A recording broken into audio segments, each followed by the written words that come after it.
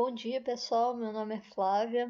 Eu participo do PIBID, faço licenciatura em Geografia. Hoje eu vim dar aula da semana 4 para vocês, do volume 3, do PET do segundo ano. O tema é China e o comércio internacional e ele vai da página 130 a 132. Então, a China é um país localizado no continente asiático, como podemos ver aqui, especificamente na Ásia Oriental, e ele é oficialmente chamado República Popular da China e é considerado uma das mais antigas civilizações do mundo. Ele é o terceiro maior no quesito de extensão territorial, né, o tamanho dele aqui. E hoje ele é o país mais populoso do mundo, com mais de 1 bilhão e 400 milhões de habitantes, representando 1/5 da população mundial. Vou falar um pouquinho sobre a política da China, para vocês entenderem um pouco assim da história. Aqui na figura temos o Mao Tse-tung.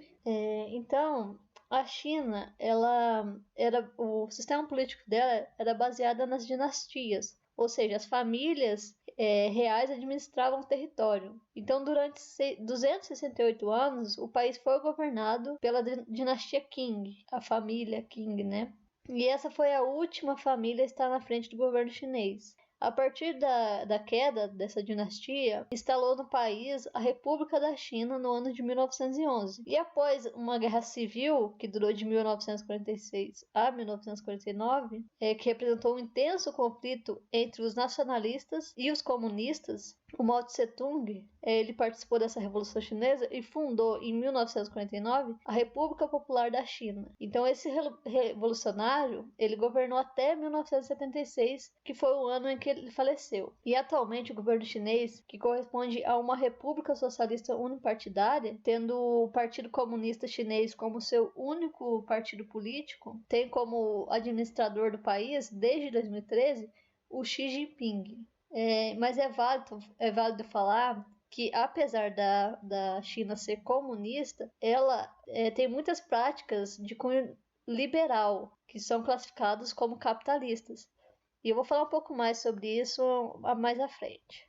Agora sobre a economia da China, uma das maiores potências mundiais da atualidade e encaminha para ocupar o topo desse ranking. O país ele corresponde ao segundo lugar da economia do mundo, perdendo apenas para os Estados Unidos. E ela é considerado o país que cresceu mais economicamente nos últimos 25 anos. O PIB da China cresce cerca de 10% ao ano, isso antes da pandemia. E atualmente as somas das riquezas produzidas, ela ultrapassa 12 trilhões. E a China, ela tem um superávit. O que é isso? Ela exporta mais do que importa, então ela vende mais produtos do que compra. E isso é muito importante economicamente. Em 2017, por exemplo, a China exportou cerca de 2,41 trilhões e importou aproximadamente 1,4 trilhões. Então, ela ficou positiva, né, nessa questão. E tudo isso foi proporcionada pela abertura econômica a partir de 1976, adotando um modelo chamado de socialismo de mercado. Esse termo a gente tem que deixar entre parênteses esse socialismo de mercado, porque é uma coisa que, em teoria, ela não existe, né? Um país socialista e capitalista ao mesmo tempo. A China ela é um país socialista, ela controla toda a sua produção e a economia. O governo controla todas essas questões, mas mas deixa algumas partes abertas para o mundo capitalista, para investimentos estrangeiros. Então a gente pode definir isso como um capitalismo controlado pelo Estado. E agora eu vou entrar na questão das zonas econômicas especiais. Então, a China tem no seu território as zonas econômicas especiais, que são as ZEs. Essas zonas, elas ficam no litoral e nelas o governo faz todo o investimento em infraestrutura para atrair os investimentos estrangeiros. E essas zonas, elas são abertas a esse capital estrangeiro. Então essas cidades, elas são as que proporcionam o maior desenvolvimento para a China, maior lucro, né?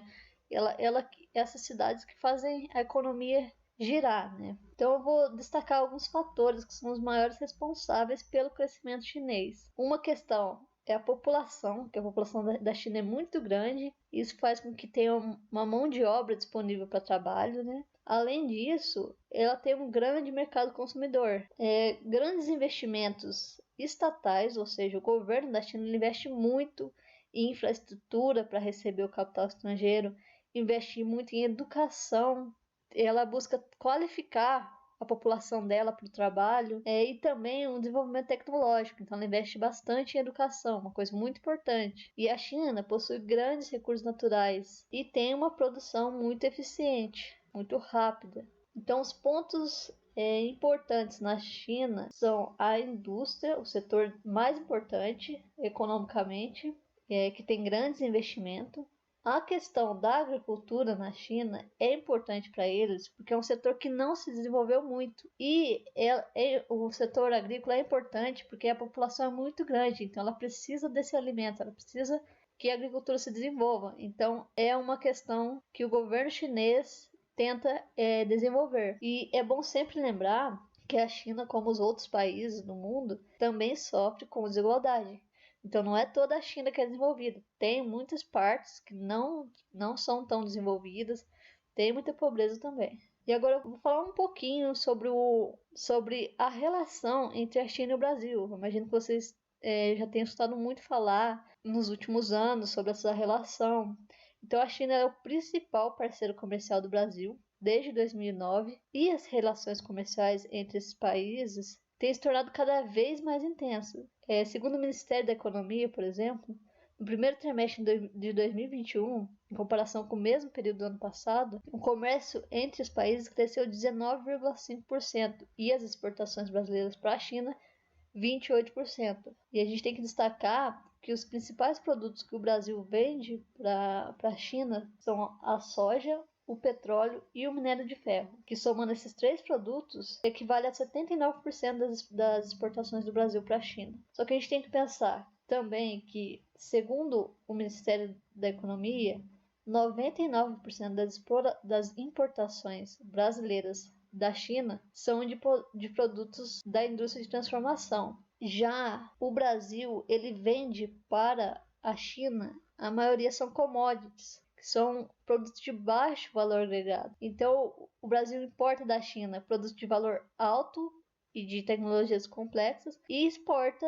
produtos mais baratos, commodities. Então, esse padrão comercial ele pode ser explicado pela forma que os países têm se inserido na economia, na política internacional ao longo das últimas décadas. Então, é uma coisa para se observar, porque as commodities, elas são os produtos que são feitos em larga escala, que funcionam como uma matéria-prima e que não tem um preço elevado. Ela não se diferencia de um lugar para o outro. Então, não é uma coisa valiosa. E é isso que o Brasil, na maioria das vezes, exporta. Tá aí uma questão econômica importante do Brasil, né? Agora, passando para as atividades. A China, ela é apontada hoje como uma futura superpotência mundial. Apesar de sua abertura gradual e do aumento das desigualdades sociais, o país oferece uma série de vantagens para o capitalismo internacional. Assinale a única alternativa falsa em relação a essas vantagens. Então, nessa questão, vão ter vantagens que a China oferece para o capitalismo e apenas uma desvantagem. Então, vocês vão ter que assinalar qual é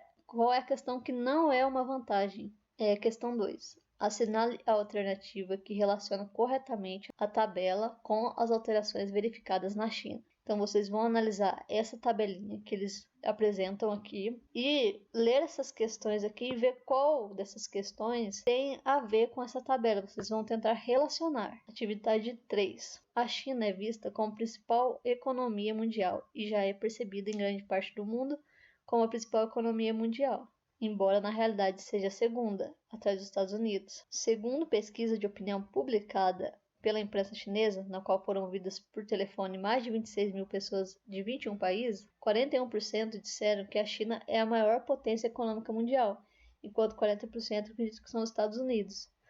A tendência a favor dessa imagem da China é especialmente forte na Europa, onde 58% dos britânicos têm essa percepção. Com elevadas taxas de crescimento de seu produto interno bruto nos últimos anos, a China confirma sua posição de destaque nos cenários políticos e econômicos mundiais. Indique 2 fatores que impulsionaram esse grande avanço da economia chinesa. Então, de tudo que eu falei nessa aula, vocês precisam colocar 2 dos fatores que impulsionam a economia. Falei vários. Então, aí vocês escolhem 2 e escrevam certinho aí. Questão 4. Analise o mapa abaixo e assinale a alternativa que corresponde ao fenômeno das áreas assinaladas. Então vocês vão olhar essas regiões e responder o que são essas regiões. Questão 5. Escreva V se A afirmativa for verdadeira e F se for falsa. Então vocês vão ler essas 5 frases aqui e pontuar V ou F, certo? Bem simples. Obrigada a todos que assistiram até aqui. Qualquer dúvida, comenta aí no vídeo ou manda uma mensagem, um e-mail para o professor de vocês. E bons estudos!